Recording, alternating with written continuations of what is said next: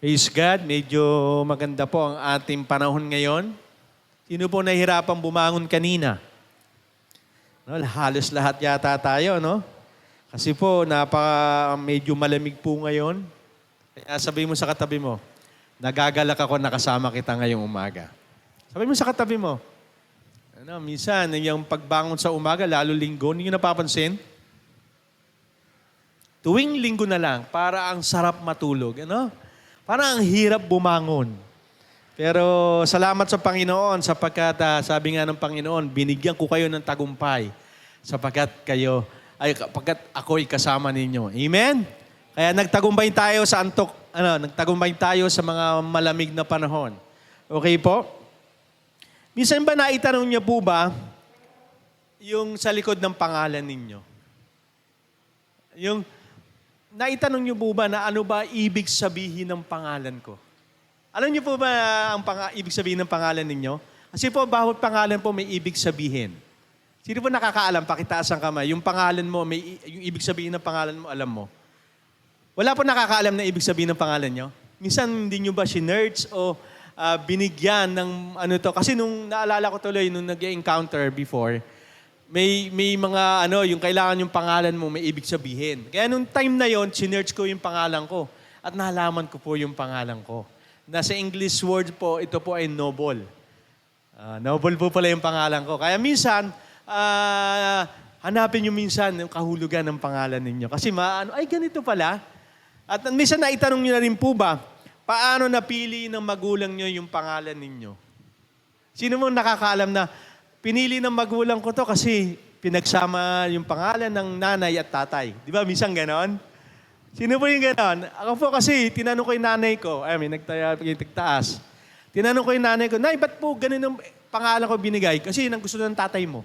Ganon lang kasimple. Minsan ganon. Ganon ang natin. Pero, behind that, ganon ang ating mensahe ngayong for the whole week ng August. Dapat natin kilalanin ng Diyos na higit pa basta sa pagkaalam tungkol sa Kanya.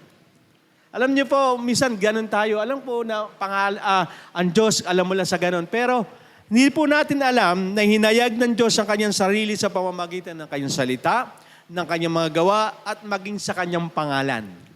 Ang Diyos po, marami pong pangalan. Hindi lamang po sinabi na Diyos Ama, ganun, hindi po. Pag binasa po natin ang Bible, lalo na po sa Lumang Tipan, marami pong pangalan na kung saan nagpapahayag ito ng Kanyang pagiging Diyos. Kaya ngayon po, yan po ang ating series.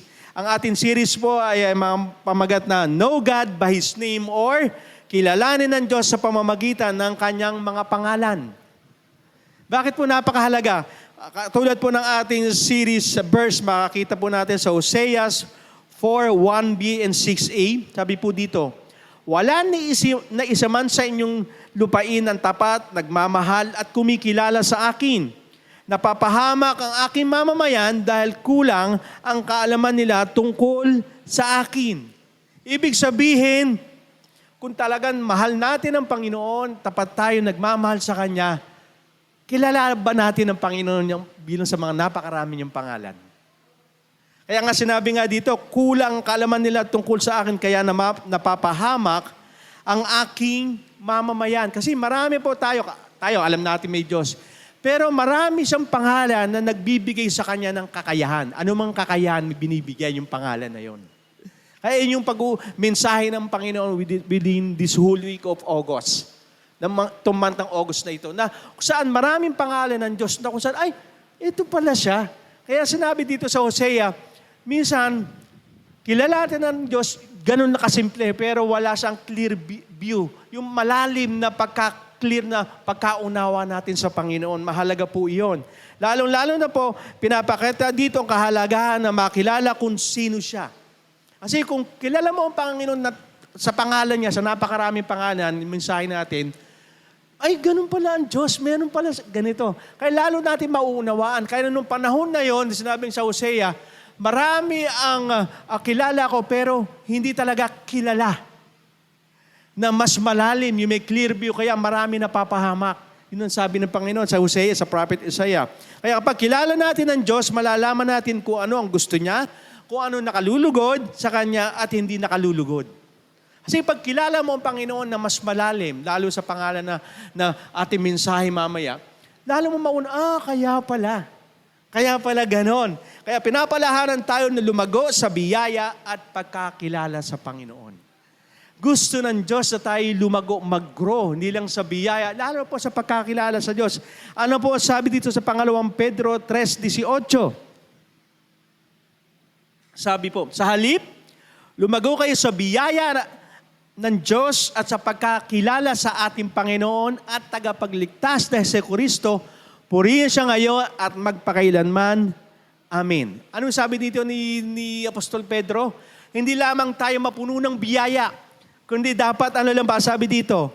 Lumago tayo sa pagkakilala. Ibig sabihin, yung pagkakilala sa Panginoon, hindi lang one time, kundi dapat lumalago ka. Di po ba? Mas lalo mo nakikilala ang Diyos, lalo kang napapalapit sa Panginoon, lalo kang sumusunod sa Panginoon, lalo kang nagtitiwala sa Panginoon, at higit sa lahat, lalo mong nagkakaroon ka ng maliwanag na picture patungkol sa ating Panginoon. Kasi minsan tayo, one time, kilala ko ang Panginoon, siya yung Panginoon na tagapagligtas. Niligtas na ako dun sa cross, then the end na, wala na. Pero ang sabi ni Apostol Pedro, hindi lang kayo lumago sa biyaya dahil tayo naligtas sa biyaya. Gusto ng Panginoon na tayo ay lalo lumago saan? Sa pagkakilala sa Panginoon. Kasi yung pagkakilala sa Panginoon, lalo natin magkakaroon tayo ng kapahingahan. Bakit? Kasi pag kilala mo ang Panginoon, lalo kang didepende, lalo kang aasa at magtitiwala. Ay, ganito pala ang Panginoon, kaya merong ang kapahingahan. Kaya last message natin for the whole week for the whole month ng July, di ba? Yung kagalakan sa panahon ng crisis, joy in the times of crisis. Bakit ka nagiging magagala? Kasi nga, meron kang Diyos na tunay na nagbibigay sa iyo ng kapahingahan. Kaya nga ito pong sumunod natin mensahe na lalo tayong magagala kasi makikilala natin ang Panginoon ng lubos. Kaya makikita natin dito, pag tinanong ka, para saan ka, bakit ka nilikha? Minsan na itanong ko, ba't ako nilikha? Alam niyo po bakit tayo nilikha ng Diyos? Para makilala natin siya.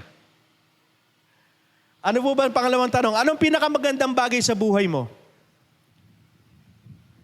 May pera ako, mayaman ako. Ano sa tingin mo yun ang pinakamagandang bagay sa buhay mo? Alam niyo po, ang pinakamagandang bagay sa buhay ang makilala ang Diyos. Amen? Kasi siya yung talagang magbibigay sa iyo ng kabutihan at magbibigay sa iyo ng tunay na kapahingahan at kagalakan. Kaya po, ang unang pangalan ng Diyos na makikita natin sa kasulatan, sa may Genesis, sa aklat ng Genesis, ito po ang ating mensahe ngayong umaga, Elohim, God is Almighty o Elohim, ang Diyos na makapangyarihan sa lahat.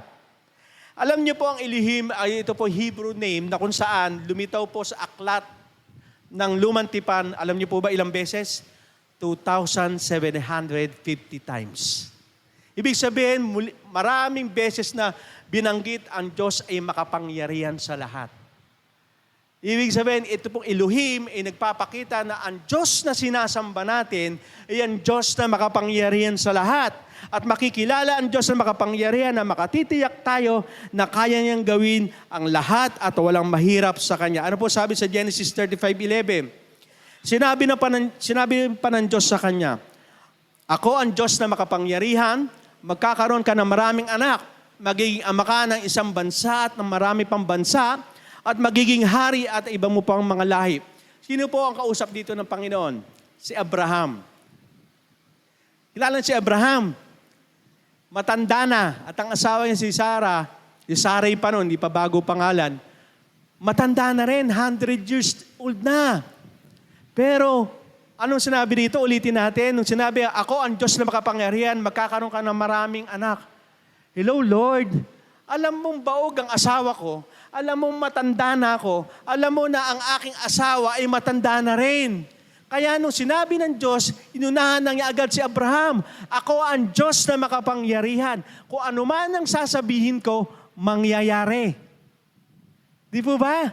Kung ang Diyos na sinasamba mo ngayon ay sa Elohim, ang Diyos na makapangyarihan, sabi sa iyo ni Lord ngayong umagang ito, ano ba yung imposible na, parang imposible na mangyari sa buhay ko, maging posible?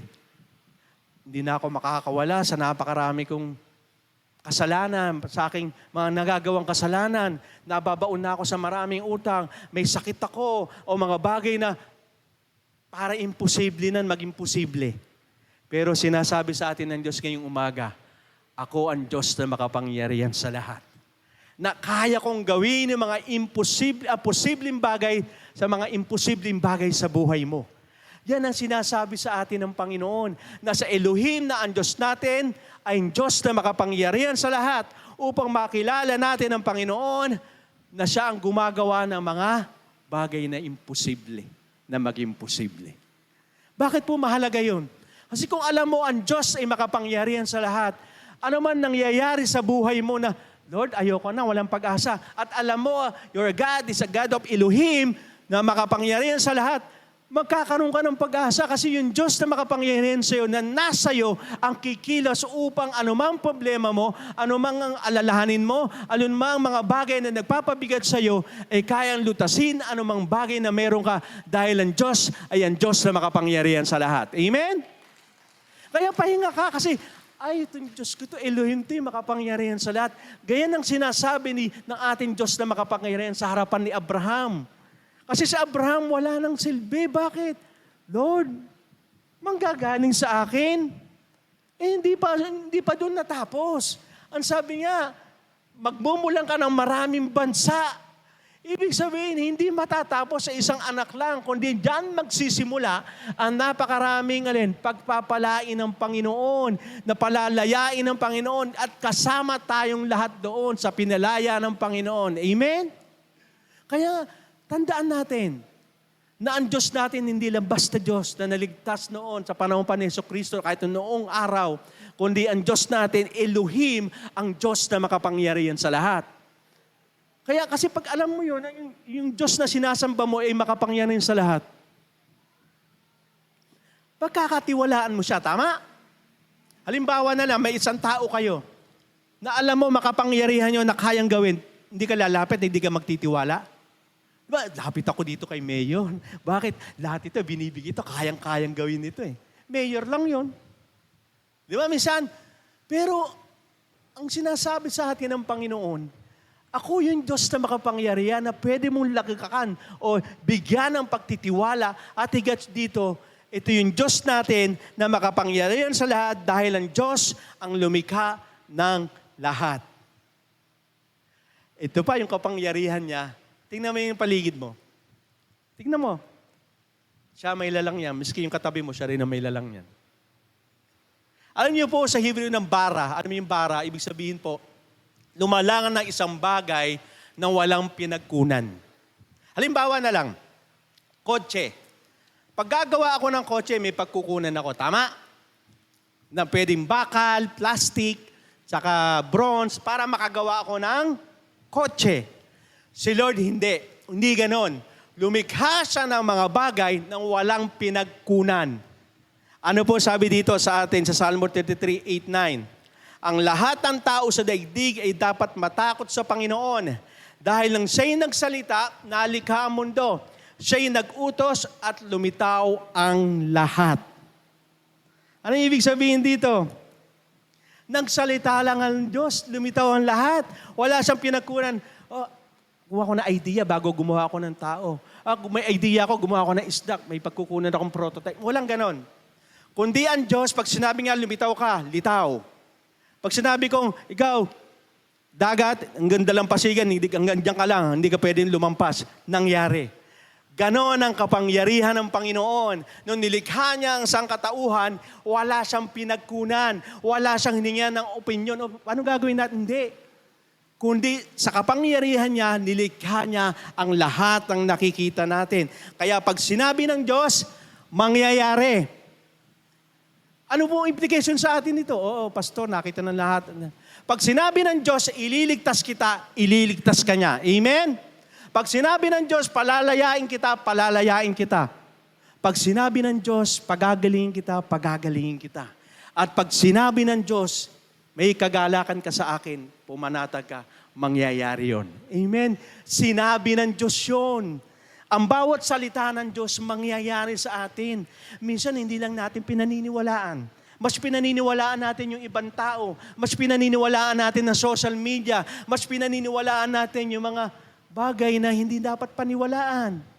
Kung ang Diyos ay makapangyarihan sa'yo at lahat ng bagay nilikha niya, ibig sabihin sa lahat ng sinasabi niya, totoo at mangyayari dahil walang imposible sa Kanya.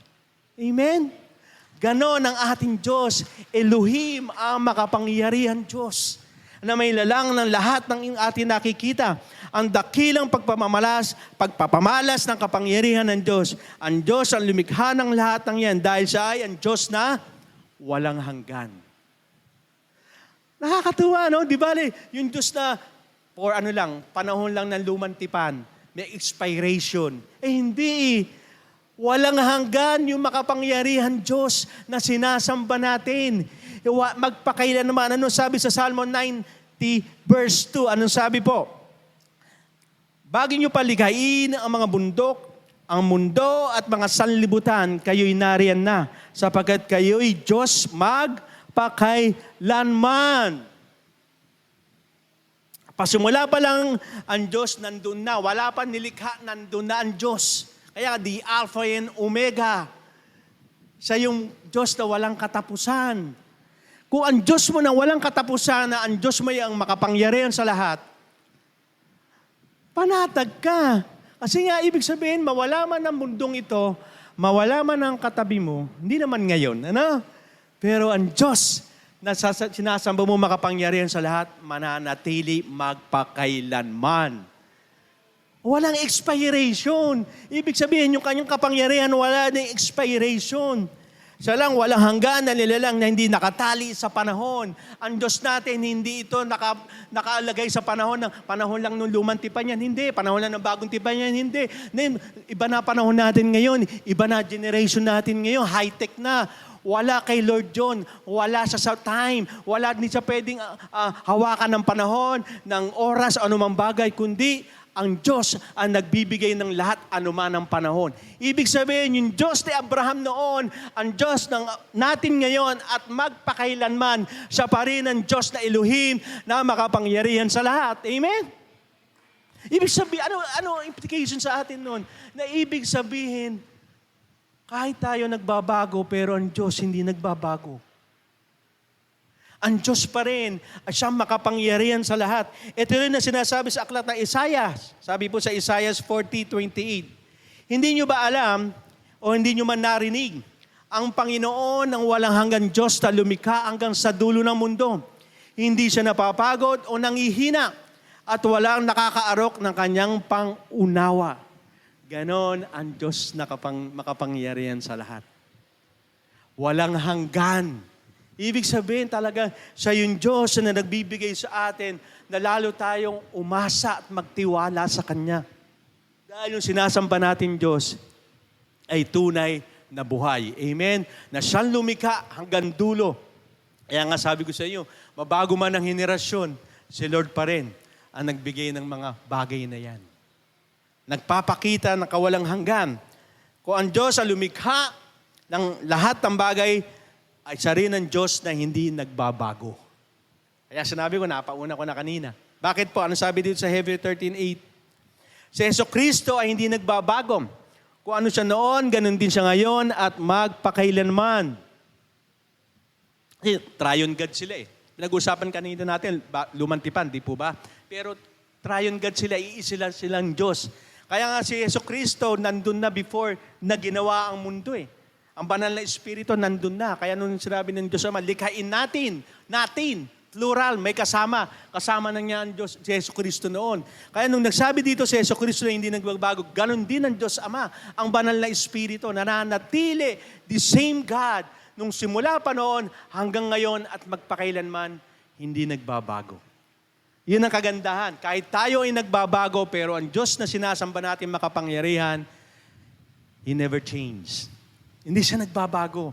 Ay minsan itatanong natin, ano kaya ang Diyos parang hindi na ako mahal, parang hindi ko na nararamdaman, malayo. Hindi. Mahal ka pa rin ng Diyos kasi hindi nagbabago ang Diyos. Siya pa rin yung Diyos na makapangyarihan. Ang Diyos na hindi nagbabago ay pagkakaroon ng layunin na hindi nagbabago. Yun ang isang maganda sa Panginoon.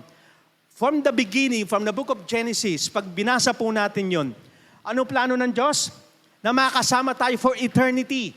Di po ba? Tandaan po natin yon. Pero dahil sa yung Diyos na hindi nagbabago, pumasok ang kasalanan, pero yung layunin at plano ng Diyos hindi nagbago para sa atin lahat. Totoo yan. Kaya nga binigay si Jesucristo upang yung layunin at plano ng Diyos na tayo muli makasama mangyari. Kaya ang Diyos hindi nagbabago. Lalong-lalo po sa layunin niya para sa atin. Ano po sabi dito sa Jeremiah 31:3?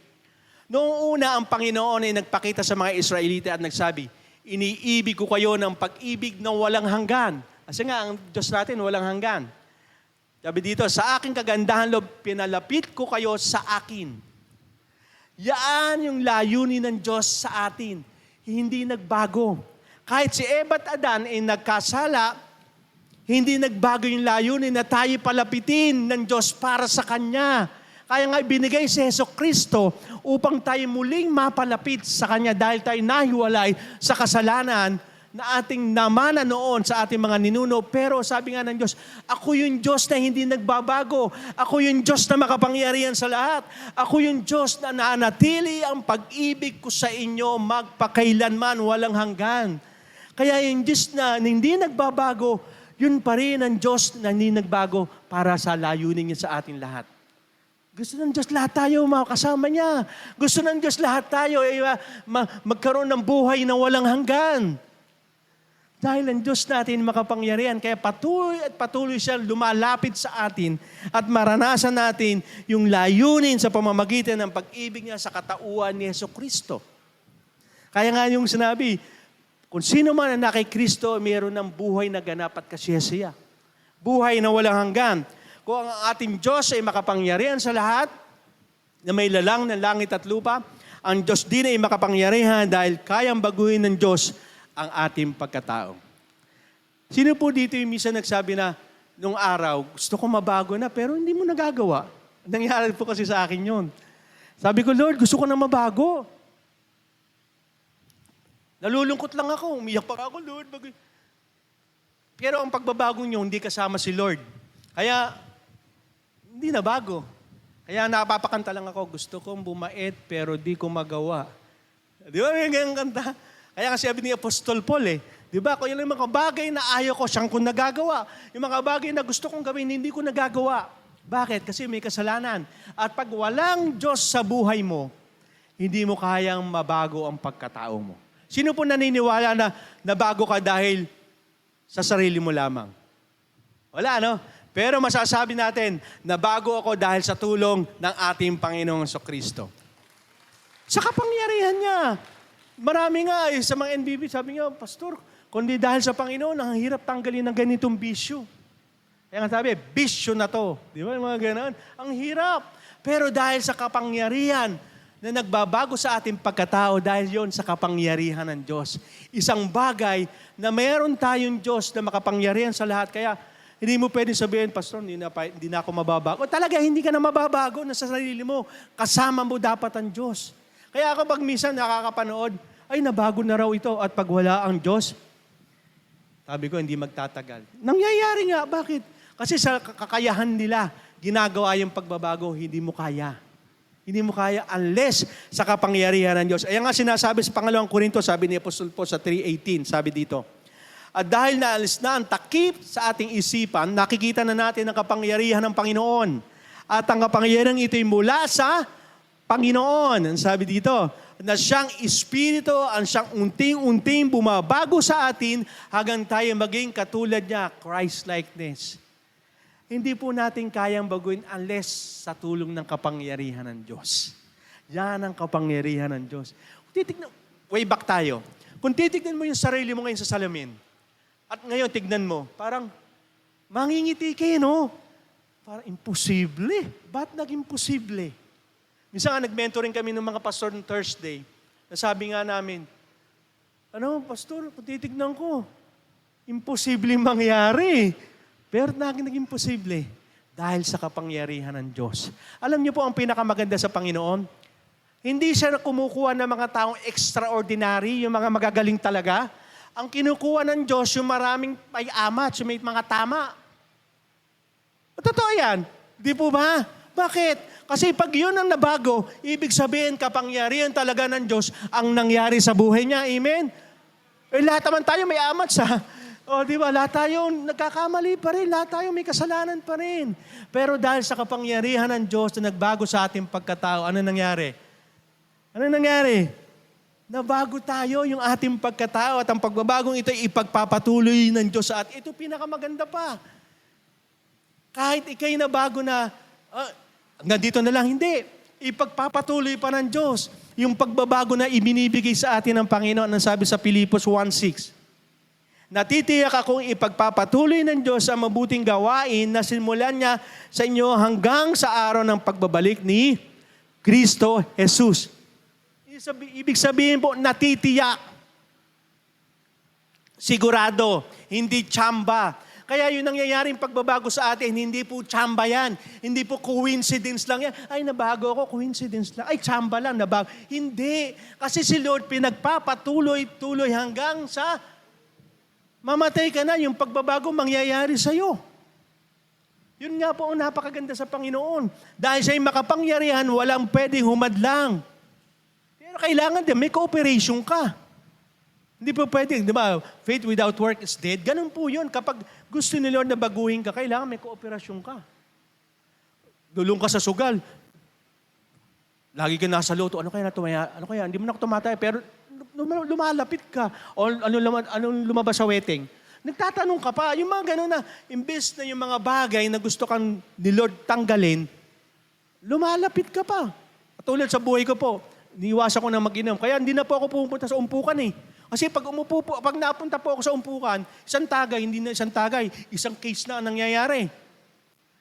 Umaalis ako. Bakit? Tinutulungan ko din ng Diyos. Ganon din po sa ating pagbabago. Sino po gusto dito ang patuloy na magbago sa buhay?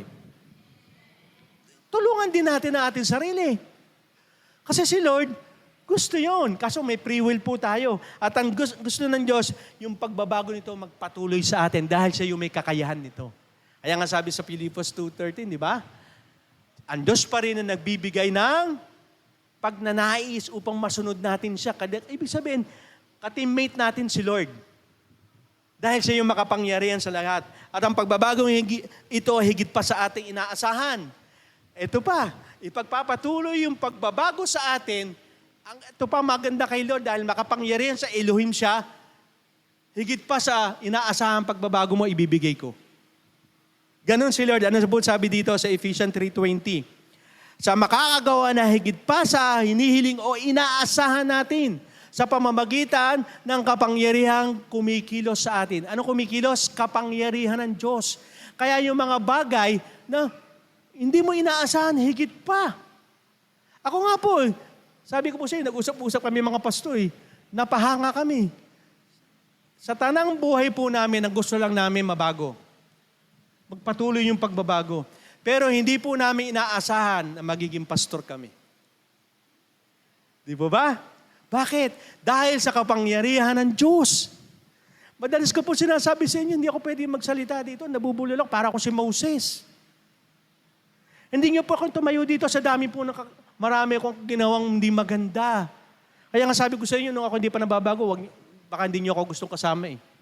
Kasi puro mga bagay na makamundo yung gusto ko. Bakit po ako nakatayo dito? Bakit po ako nagsasalita po sa pangunguna po ng kapangyarihan ng banal na Espiritu? Hindi po ako magaling. Si Lord ang magaling dahil sa kapangyarihan na nananalaytay sa ating lahat. Amen? Kaya hindi po natin pwede sabihin, hindi pwede ako mag-share ng salita ng Diyos. Hindi pwede akong gamitin ni Lord para sa iba. No.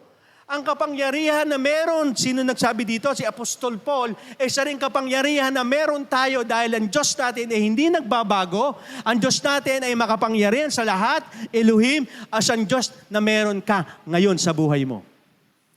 Kaya minsan tayo lang na nagpapababa eh. Amen? Tayo lang medyo, hindi ko kaya. Hindi mo talaga kaya nga. Kasi kaya minsan, yung higit na inaasahan lumabas sa atin, hindi lumalabas. Kasi mismo ikaw, hindi mo inaasahan na mangyayari yun. Ayaw mo Lord, ikaw na bahala. Kasi unless na hindi mo ibibigay lahat kay Lord, surrender, hindi ka lalabas sa comfort zone mo. Kasi Abraham, nung sabi, lumabas ka sa tent mo. Bakit? Kasi Pinangakuan si Abraham na dadami ang kanyang lahi. Hindi pa nangyayari noon. Hindi pa nabubuti si Sarah noon. Nasa loob siya ng tolda. Lumabas ka, bakit? Tingnan mo yung mga bituin sa langit. Di ba, nakita mo, ang dami, mga buhangin sa dagat, ang dami. Ganyan na magiging lahi mo. Ano sinasabi sa atin ng Panginoon? Unless hindi tayo nakatingin sa pangako ng Diyos, unless hindi tayo umahawak sa kapangyarihan ng Diyos, hindi ka magiging kagamit-gamit ni Lord. Kaya nung si Abraham lumabas at pinakita, nire-remind niya kay Abraham, ito ang mangyayari. Ganon. Hanggat hindi mo tinitignan ang kapangyarihan at pangako sa iyo ng Diyos. Sabi mo, ba't kaya ganito ang buhay ko? Kasi maraming pangako ang Diyos sa atin na pangahawakan natin. Sino po naniniwala na kaya kang gamitin ni Lord? Amen. Parang iba, parang pag sinabi ko yun, kailangan ko talaga mag-share na. Kaya iba, ayaw pa tumaas ang kamay. Alam niyo, yun ang paniwalaan niyo. Kasi nga Elohim, ang Diyos natin, ay makapangyarihan sa lahat. Hindi naman yung kapangyarihan mo. Ako nga po, titignan po namin mga pastor yung aming buhay. Hindi po kami karapat-dapat eh. Kasi ang dami namin sablay, ang dami namin tama. Pero dahil sa kapangyarihan, higit pa sa inaasahan mo, gagamitin ka ni Lord. Higit pa sa inaasahan mo, hinihingi mo kay Lord, ibibigay niya. Yung buhay na walang hanggan nga eh. Kahit hindi tayo worth it, naging worth it tayo para, bakit? Dahil sa pag-ibig niya, dahil minahal ka ng Diyos kahit sino ka pa. Yun ang katotohanan dahil ang Diyos natin makapangyarihan. Kaya kayang baguhin ng Diyos ang ating pagkatao dahil siya ay mabuti. Pwede kang mabago minsan papunta sa kasamaan. Di ba? May ganung pagbabago eh. Na hindi naman lahat ng pagbabago mabuti. Mayroon nagbago eh. Nagbago ka na. Naging sakim ka na sa pera. Di ba? Hindi maganda? Oh. Pero si Lord, pag nagbago ng pagkatao mo dahil siya ay mabuting Diyos at makapangyarihan, hindi pwede hindi ka magiging mabuti. Hindi pwede. Pag yun ang nangyari, mangyayari yun. Ano sabi dito? Sa Salmo 100 verse 5. Hindi mabuti ang Panginoon, dahil mabuti ang Panginoon, ang pag-ibig niya ay walang hanggan. At ang kanyang katapatan ay magpakailanman. Mabuti ang Diyos dahil sa pag-ibig niya sa atin. Sino ba mamahalin ng Diyos na lagi nagre-rebelde? Sino ba mamahalin ng Diyos? Di ba? Hindi tayo perfecto. Nagkakamali pa rin tayo. Dahil tapat ang Diyos, makapangyarihan siya, at ang pag-ibig niya yun na nag-udyok upang maging mabuti tayo sa ating lahat. At hindi pwedeng hindi sabihin natin, hindi naging mabuti ang Diyos sa'yo. Mabuti ang Diyos sa lahat ng oras at magpakailanman. At ang kabutihan na yan ang nagliligtas sa atin. Yun ang kabutihan ng Diyos kung bakit tayo ay, hindi ka namatay nung hindi mo nakilala si Lord. Ngayon, nakilala natin doon ang Panginoon ngayon. Na ating Panginoon tapagligtas. Kaya kahit mamatay ako ngayon, ligtas na ako. Amen? Dahil mabuti ang Diyos. Kaya nga sinabi ng Panginoon, hanggat hindi pa ako dumaran, ayaw ko pa bumalik. Bakit? Marami pa kasi hindi ligtas. Kundi mabuti ang Diyos, noon pa man, nung sinabi sa mga apostol Paul, na darating na ako, dapat dumating na siya noon. Bakit hindi? Kasi alam niya yung kanyang kabutihan ay gustong maipalaganap sa mundo upang yung kabutihan na yan ang magbigay sa atin sa pamamagitan ng ating pananalita, sa pamamagitan ng mga henerasyon na darating na ang Diyos na sinasamba natin na Elohim ay Diyos na mabuti at tapat sa kanya mga sinasabit pangako. Amen? Ganon ang Diyos natin. Kaya pag may mga kapag-anak ka, pamilya ka, di na mababago to, hindi na. Huwag kang mawala ng pag-asa. Tignan mo na lang ang sarili mo. Ilang taon bago ka bumalik sa Diyos? Ako, hindi ko na matandaan. Nasa 30, mahigit na ako. Di mo, 30 years ka inintay ni Lord. Di ba? Oh, ibig sabihin, yung kamag-anak natin, na iintayin ni Lord yan dahil siya'y mabuti at ang pag-ibig niya yan ay magpakailanman. Kung tapat ang Diyos, sabi ni Lord, lumapit ka lang sa akin at patatawarin kita. Walang imposible sa Diyos. At ang kapangyarihan na yan ang nagbago sa atin ng pagkatao dahil mabuti ang Diyos. At ang kabutihan ay nagliligtas sa atin. Ano sabi dito sa Nahum 1:7? Ang Panginoon ay mabuti. Matibay siyang kanlungan sa oras ng kagipitan at inaalagaan niya ang nananalig sa Kanya. Matibay na kanlungan. Ibig sabihin, yung kabutihan ng Diyos, lalapit ka upang maging strong refuge mo. Sa panahon ng kagipitan, mabuti ang Diyos, ililigtas ka niya. Kaya pag tayo nahihirapan, lapit tayo sa Panginoon dahil mabuti ang Diyos. Hindi siya nagtatakwil, kundi sino man lumalapit sa Panginoon, ang sabi niya, yayakapin ko. Makakasumpong ng kapahingahan, makakasumpong ng kaligtasan sa akin. At ang pag-ibig na yan na nagbigay sa atin upang alagaan tayo. Yung kabutihan ng Diyos. Kaya nga tanong sa panahon natin ngayon, di ba? Ang dami nagre-reklamo, ang dami pa rin. Siyempre, lahat nagtataasan. Marami ngayon ang talagang sa krisis. Pero nararanasan natin ang pag-aalaga ng Diyos. Di po ba? Sino po dito hindi lumiban sa pagkain, hindi kumain? Isang beses. Di ba wala? Inaalagaan ka ng Diyos. Ilang buwan ka na, ilang taon, hindi ka nagkakasakit. Kung magkasakit ka man, sipon lang. Kung magkasakit ka man, inom ka na ng konti, galing ka na. Di ba? Hindi talaga yung malalang sakit na kung saan. Ibig sabihin dito, inaalagaan tayo ng Diyos. Sabi nga ng Panginoon, nasa kamay ko kayo. Wala makaka-isnat sa inyo, wala kang makakaagaw. Kasi ako ang Diyos na makapangyarihan sa lahat.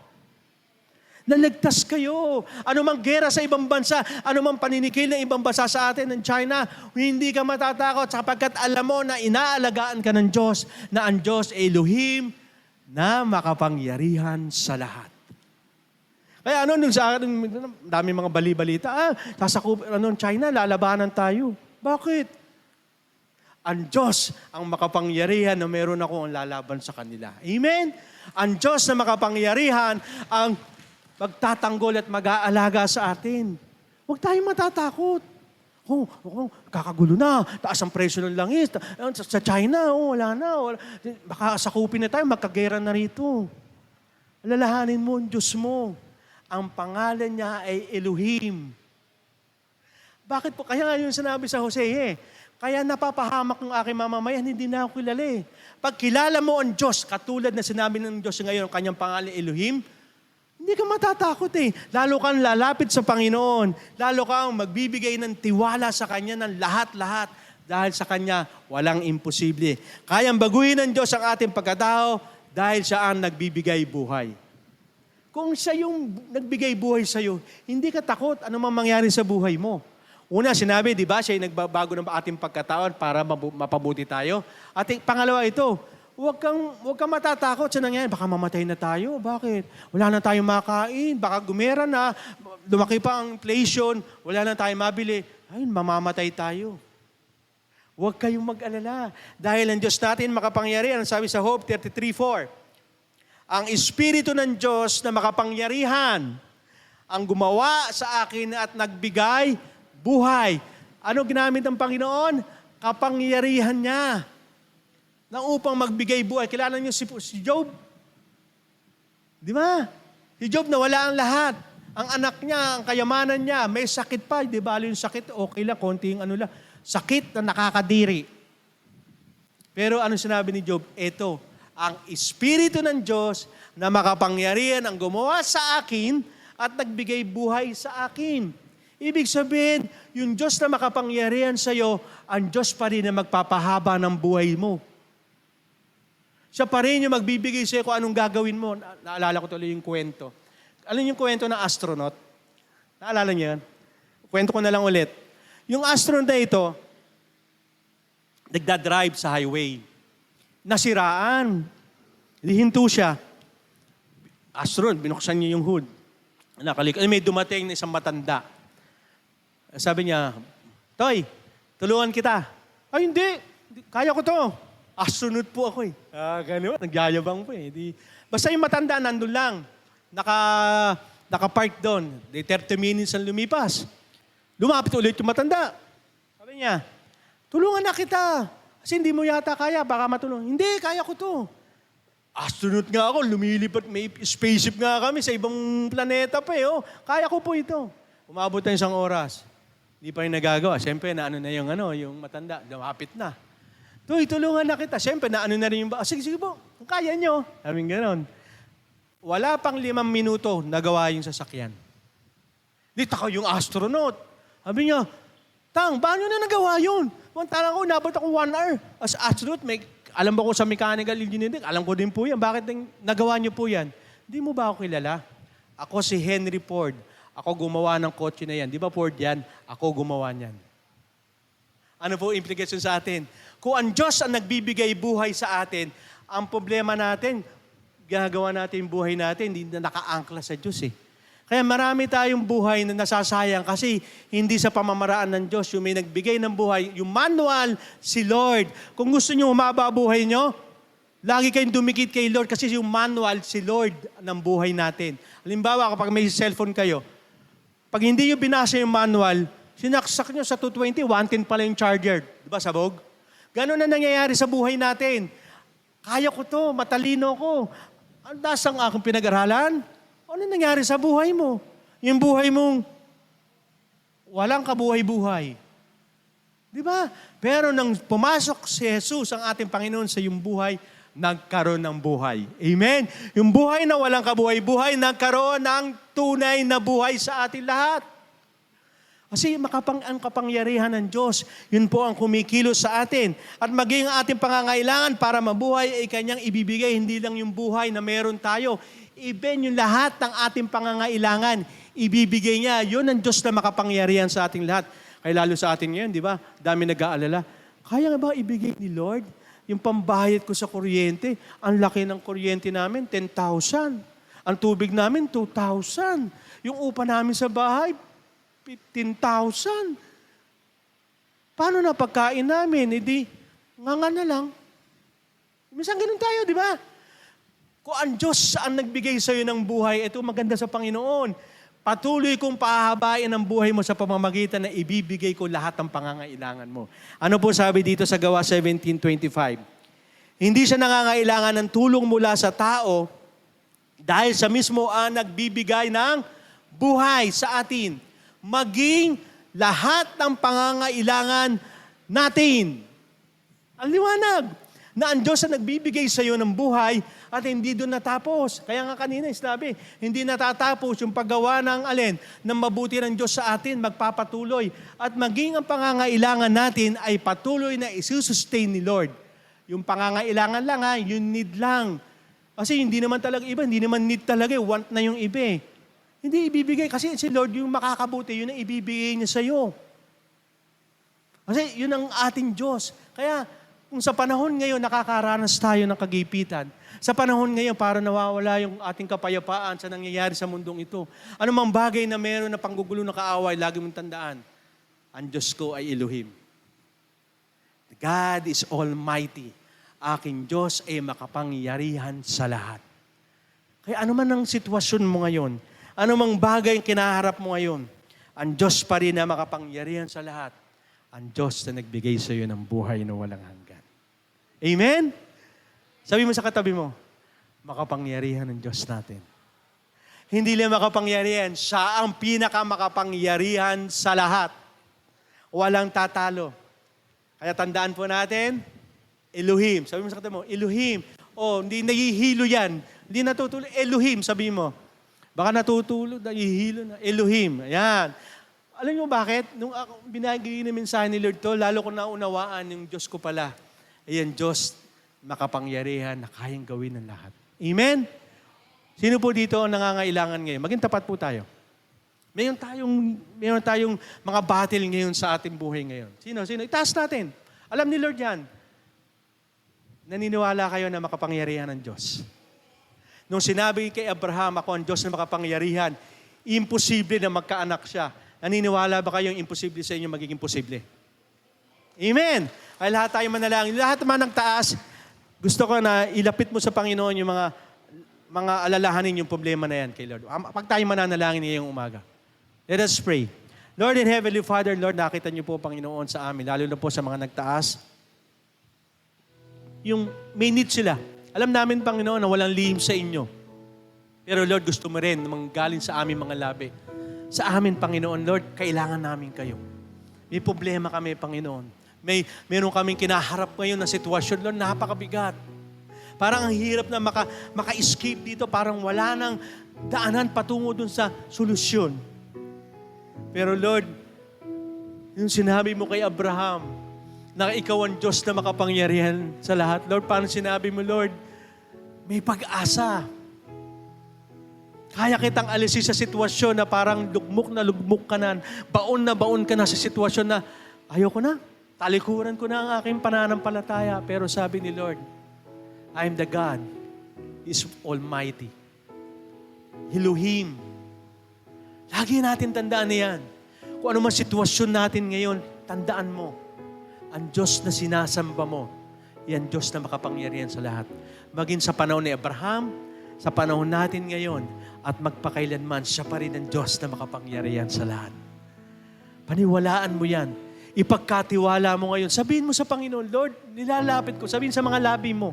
Sambitin mo sa harapan ng Panginoon sapagkat alam niya yung mga bagay niya. Pero nais niya na manggaling ito sa mga labi mo.